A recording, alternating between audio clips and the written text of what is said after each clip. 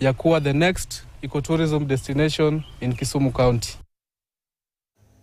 Moving on, the United Kingdom, in collaboration with the Busia County government, has launched a digital system that will help farmers get agricultural services easily and increase the level of productivity in the county.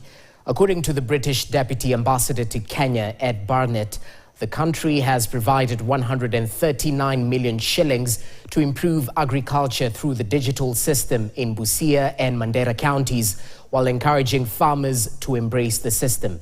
Farmers, especially the young people in Busia County, have been urged to embrace the system to strengthen the level of food production within the county.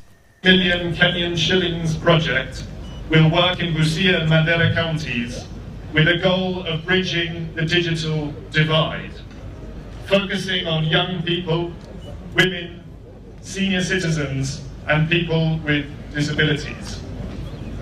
The project will provide foundational digital literacy skills to farmers and other citizens to enable them to use digital tools and platforms to access relevant content and services. It will also give us market information, crop management advice, and many more.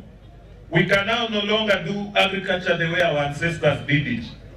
We must be able, from the word go, to know what are our inputs and what is our output.